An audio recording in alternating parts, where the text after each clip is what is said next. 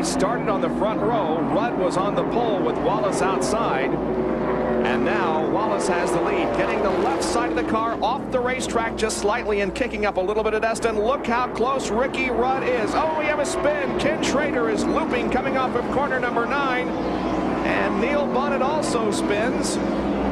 Spins actually into the pit area, knocking down some of the pylons.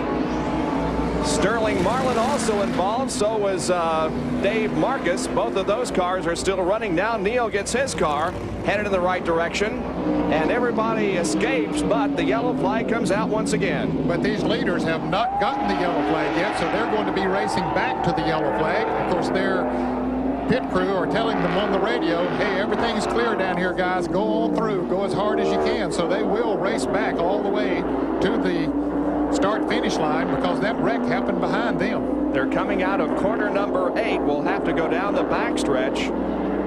And the yellow flag is out. Ricky Rudd make a pass as Rusty Wallace has slowed down. Well, now, have they received the yellow back there, or do they race to the front stretch? The only official yellow flag is at the start-finish line. They were told that in the drivers' meeting, so you can see everybody making passes as they come down through there. Now, a number of the cars behind them have gotten the yellow flag, but apparently Dale Earnhardt did not.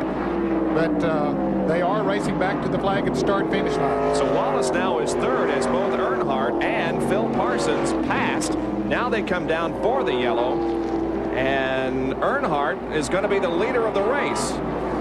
Phil Parsons second, then Rusty Wallace, Terry Labonte, and Ricky Rudd. And I'm a little bit confused because it appeared to me as if both Wallace and Rudd slowed down there on the backstretch, because Dale Earnhardt just shot around. Yeah, this is sort of the shades of the Grand National race at Dover a week ago yesterday. But they were told in the drivers' meeting that even though there are caution flags around the racetrack by various officials, and it is possible that part of the race course could be under caution and everywhere else would be green, but they were told that the official caution flag is only at the start-finish line. And so my opinion is that they needed to race back to the start-finish line. Rusty Wallace, apparently, once he saw the yellow lights, decided not to do that. Well, we are cautioned because of this little scramble that occurred coming out of corner number 9 as watch Ken Schrader's red number 25 car may have been bumped by Terry Labonte, and anyway, it sent Ken Schrader sideways. And right back down into Neil Bonnet. He tapped Neil and knocked him around down on the inside of the track, and then Sterling Marlin came through. I believe Sterling got through there okay. He just came down pit road, and Dave Marcus went down into the dirt there as well. And Benny Parsons narrowly escaped being involved in that crash also. Pace car is out on the racetrack, and the yellow is flying once again on Riverside International Raceway.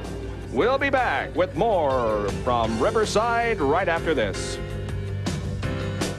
This race, we are getting an explanation from NASCAR at the moment.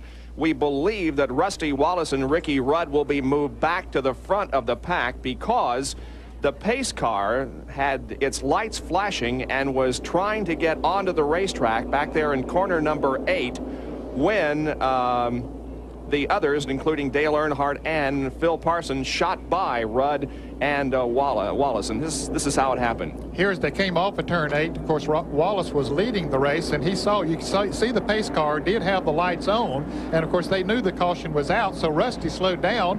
Rudd passed him, and Earnhardt just drove right on past all of them. He was still wide open at that point, and even though the official caution flag is at the start-finish line, they're saying because the pace car had its caution lights on, that was confusing to the drivers. That's why they slowed down, and they're going to change them, put them back up there. Now, Earnhardt's not going to give that up very easy. But NASCAR has the call on it, so they are going to put Rusty Wallace back in front. Let's once again try to reach Rusty Wallace to get his feelings on what's going on out there. Rusty, this is Bob Jenkins. You read again? Yeah, I got you. Go ahead. What's going on? Well, NASCAR's getting all confused. They're letting cars that are behind, lap cars are behind me. They let Ricky Rudd pass them. These are single file restarts. They're not allowed to do that. The pace car pulled out in front of me and Rudd in the middle of back straight, which he wasn't supposed to do.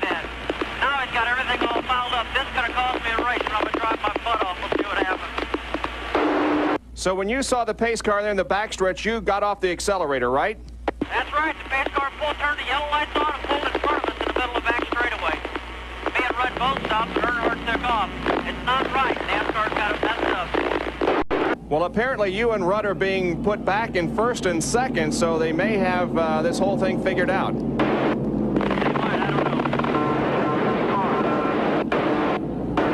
All right, so that indeed is the case, and NASCAR has said that it was the fault of the pace car that came out, and it was confusing to the drivers, as Rusty said. When he pulled out there with those lights on, you know, he slowed down, which was the smart thing for him to do. Absolutely. And I commend NASCAR for the stand that they have taken. They made a mistake, and now they're rectifying it in this manner. Exactly. They are doing what they should do and making this a fair race, at least from where I sit. Anyway, pace car remains out on the racetrack, and this is the area that they would be getting the green in, so we'll go at least one more lap before we get the green. And 89 laps are complete right now. They'll come down to complete 90 at this time, and that means there will be less than 5 laps to go when apparently they will get the green. Here's the view from inside of Dale Jarrett's car, who's having a great afternoon. Dale, I believe, is currently running in the 11th position, right behind Bill Smith, who's running in the 10th position. So Dale has had a good run here this afternoon, and Cale Yarborough as hard as his will be. Cale sitting at home in Timmonsville, South Carolina, watching his car this afternoon. So while we are under this caution to sort things out, we're going to take another break and be right back for more of the Budweiser 400 from Riverside International Raceway.